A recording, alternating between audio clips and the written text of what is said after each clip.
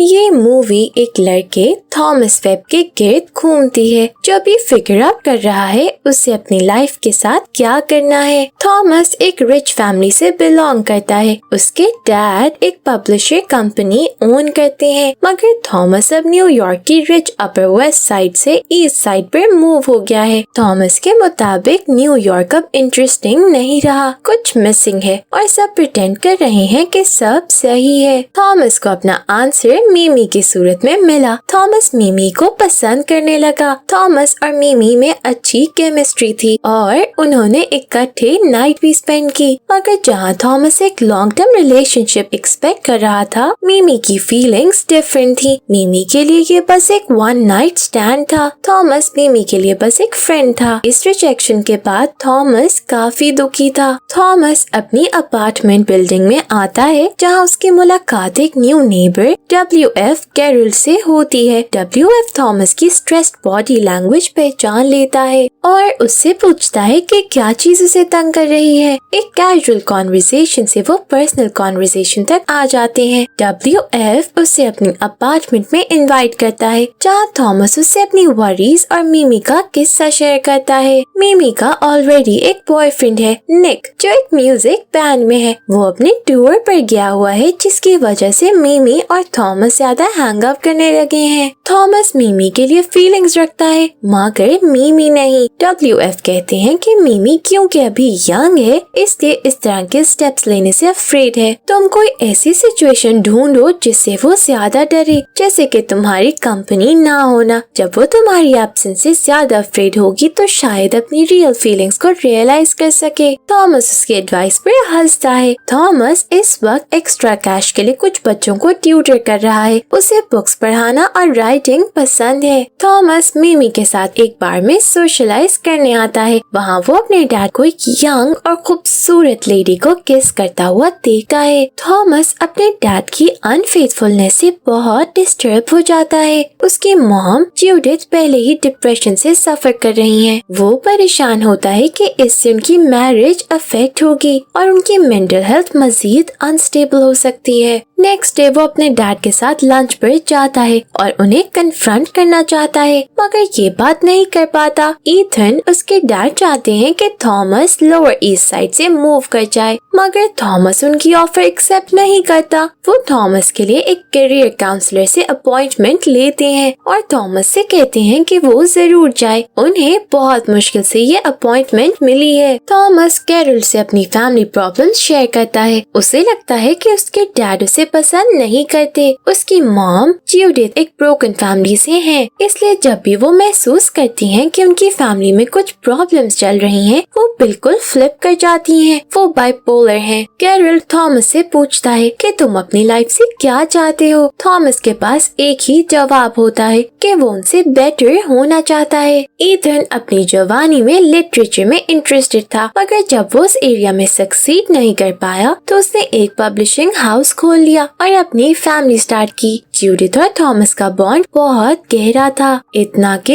Ethan left out feel करने लगा और उसने खुद को अपने काम में मसरूफ कर लिया। और फिर उसकी मुलाकात जोहाना से हुई। थॉमस मिमी के साथ मिलकर अपने डैड के ऑफिस के बाहर खड़ा होता है ताकि वो जान सके कि क्या डैड उस लेडी से दोबारा मिलेंगे। उन्हें बिल्डिंग से वो ही लेडी निकलती नजर आती है। थॉमस उसको फॉलो करता है और इसके बाद अक्सर ऐसा करता रहता है। एक दिन थॉमस WF से बात करता है कि वो जोहाना से मिलना चाहता है। उससे कहना चाहता है कि वो उसके डैड का पीछा छोड़ दे। थॉमस कहता है कि वो सिर्फ अपनी मॉम की वजह से यहाँ है, वरना वो मिमी के साथ एक बीच पर होना प्रेफर करेगा। कैरल को लगता है थॉमस ये सिर्फ अपनी मॉम की हेल्थ की वजह से नहीं कर रहा, बल्कि वो तो शायद कुछ सेक्सुअली एक्साइटिंग चाहता है। नेक्स्ट डे थॉमस जोहाना को अप्रोच करता है। वो नोटिस कर चुकी होती है कि थॉमस कुछ दिनों से उसको फॉलो कर रहा है और ये भी कि वो ईथन का सन है। ईथन के टेबल पर उसकी पिक्चर है। वो उसे लंच पर इनवाइट करती है। थॉमस उसे कहता है कि वो उसके डैड को छोड़ दे। जोहाना कहती है कि तुम अभी बहुत यंग हो और नहीं जानते कि हो क्या रहा है। इनफैक्ट तुम भी मेरे साथ सेक्सुअल होना चाहते हो। ईथन ने जोहाना से अपनी वाइफ से सेपरेट होने की बात की थी। पहले तो उसने ये सोचते हुए ख्याल डिसमिस कर दिया कि ईथन बस ऐसे ही बोल रहा है, मगर इस बात के बारे में वो सोचती रही और खुद को नीडी महसूस करने लगी। इस बात ने उसकी पर्सनालिटी अनबैलेंस कर दी। थॉमस की टेंशन उसके टूटे हुए कॉन्फिडेंस के लिए परफेक्ट रेमेडी थी। थॉमस कैरल से जोहाना और उससे मीटिंग्स का जिक्र करता है। कैरल एग्री करता है कि जोहाना सही कह रही है। पहले तो थॉमस डिनाई करता रहता है, मगर फिर मान जाता है कि वो जोहाना के साथ इंटीमेट होना चाहता है। थॉमस मीमी के साथ एक फ्रेंड की वेडिंग पर जाता है। वहाँ जोहाना भी अपने एक फ्रेंड एरविन के साथ आती है। डिनर के वक्त थॉमस जोहाना को ही स्टेयर करता रहता है। मीमी कहती है कि वो बहुत ऑब्वियस हो रहा है। डिनर के बाद थॉमस अकेला होता है तो जोहाना उसके पास आती है। थॉमस उसे एक होकर कहकर इंसल्ट करता है कि एरविन उसे ढूंढ रहा होगा। जोहाना नाराज होकर चली जाती है। थॉमस उसे अपोलोजाइज करने जाता है। जोहाना कहती है कि एरविन गे है और किसी और आदमी से प्यार करता है। एरविन मेरा फ्रेंड है और मैं बस उसके साथ पार्टीज में आती जाती रहती हूँ। थॉमस अचानक जोहाना को किस करता है। जोहाना सरप्राइज होती है और फिर वो दोनों एक पैशनेट किस शेयर करते हैं। इसके बाद से थॉमस और जोहाना का फेयर स्टार्ट हो जाता है। जोहाना थॉमस की सब अचीवमेंट्स के बारे में जानती है। ईथन ने अपने ऑफिस में थॉमस के सारे स्कूल और कॉलेज अवार्ड्स रखे होते हैं। थॉमस ने करियर काउंसलिंग अपॉइंटमेंट पर जाना होता है, मगर वो जोहाना के साथ टाइम स्पेंड करना चाहता है और उसे मिस कर देता है। वो जोहाना से शेयर करता है कैसे उसने बहुत से एसेज और लेटर्स लिखे। डैड ने उसकी राइटिंग को बस सर्विसेबल कहा और ये कि थॉमस में रियल टैलेंट नहीं है। जोहाना थॉमस को इनकरेज करती है कि वो अपने पैशन को फॉलो करे। थॉमस कैरल को अपनी राइटिंग दिखाता है। कैरल बहुत इम्प्रेस होता है और कहता है कि तुम्हारे डैड गलत सोचते हैं। ईथन थॉमस पर नाराज होता है कि उसने क्यों अपॉइंटमेंट मिस कर दी। थॉमस के पास कोई स्टेबल जॉब नहीं है, इसलिए ईथन थॉमस को अपनी कंपनी में जॉब का कहता है। थॉमस ये कहते हुए डिक्लाइन कर देता है कि ये जॉब सर्विसेबल है। थॉमस कैरल से मिलने उसके अपार्टमेंट आता है, मगर कैरल वहाँ नहीं होता। थॉमस को टेबल पर एक मैन्यूस्क्रिप्ट नजर आती है जिसका टाइटल होता है the only living boy in New York और नीचे ऑथर का नाम जूलियन स्टेलर लिखा होता है। कैरल एक फेक नेम है, असल में तो वो जूलियन स्टेलर एक सक्सेसफुल राइटर है। थॉमस जूलियन से इस बारे में बात करता है। जूलियन कहता है कि वो वाकई अपनी बुक के लिए थॉमस से इंस्पायर हुआ है। इससे पहले उसके पास कुछ नहीं था लिखने के लिए। थॉमस जोहाना से मिलने उसके अपार्टमेंट आता है, मगर जोहाना को ईथन के साथ देखता है। मिमी और थॉमस अब पहले जितना हैंग आउट नहीं करते और मिमी थॉमस की जोहाना की तरफ अट्रैक्शन भी सेंस करती है। वो थॉमस से पूछती है कि क्या वो जोहाना के साथ इंटीमेट हुआ है। थॉमस इनकार करता है और मिमी को ये सुन के अच्छा लगता है कि थॉमस इस सिटी के बाकी लोगों की तरह नहीं है। उस रात थॉमस जोहाना के साथ होता है और उसे कहता है कि वो ईथन से मिलना छोड़ दे। वो जोहाना के बारे में केयर करने लगा है और उसकी लाइफ के बारे में जानना चाहता है, मगर जोहाना ये बातों में इंटरेस्टेड नहीं होती। जोहाना कहती है कि वो किसी के बारे में केयर नहीं करती, मगर असल में वो वाकई ईथन और थॉमस के बारे में केयर करती है, इसलिए जानती है कि ये सिचुएशन एक बड़ी मेस बनती जा रही है। वो ईथन को ब्रेकअप का कहती है और ईथन इसके लिए तैयार नहीं होता। ईथन अपने पब्लिशिंग हाउस की एनिवर्सरी पार्टी रखता है और थॉमस जूलियन को भी इनवाइट करता है। पहले तो वो नहीं आना चाहता, मगर थॉमस उसे कन्विंस कर लेता है। मिमी भी पार्टी पर आती है और थॉमस को बताती है कि उसने निक से ब्रेकअप कर लिया। उसकी एक्सपेक्टेशंस के बरअक्स थॉमस बिल्कुल एक्साइटेड नहीं होता। पार्टी में थॉमस जूलियन को अपनी मॉम और जूडियत दिखाता है। जूलियन कमेंट करता है कि इसकी मॉम एक खूबसूरत लेडी है। जूलियन रूफ पर जोहाना से मिलता है और उसे कहता है कि वो थॉमस को हर्ट ना करे। जोहाना थॉमस के साथ रिलेशंस एंड करना चाहती है। थॉमस शॉक्ड रह जाता है। जोहाना कहती है कि ईथन ने उसे प्रपोज किया है और उसने यस कह दिया। थॉमस उस पर बहुत नाराज होता है कि वो उसके पेरेंट्स के बीच में आ रही है।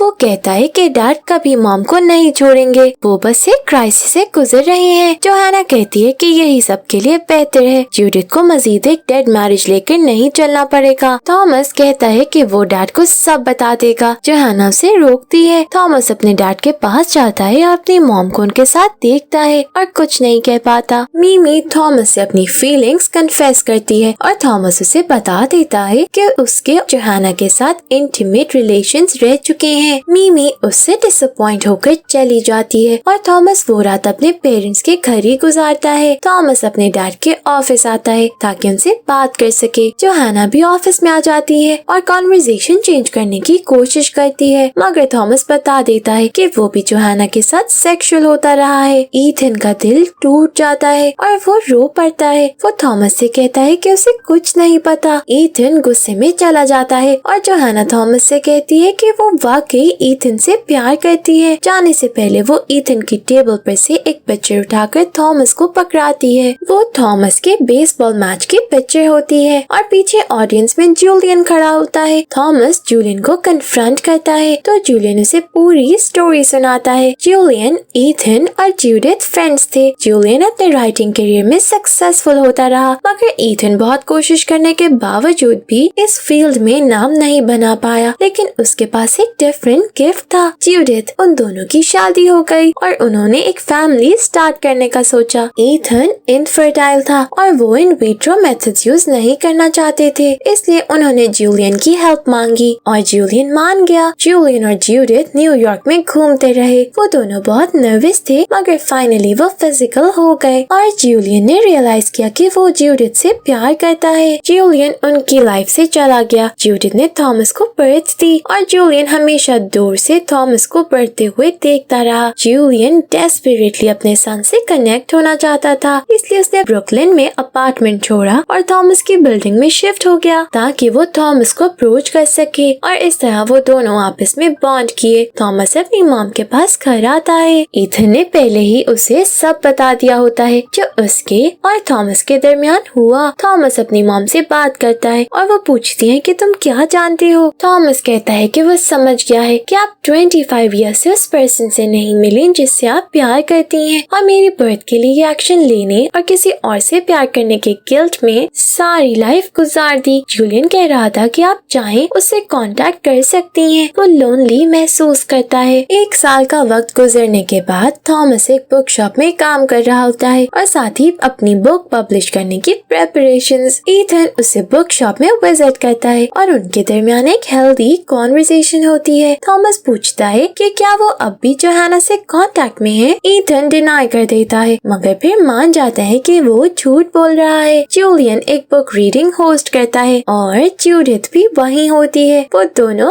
खुश नजर आते हैं। इस तरह ये मूवी खत्म हो जाती है। Thank you for watching.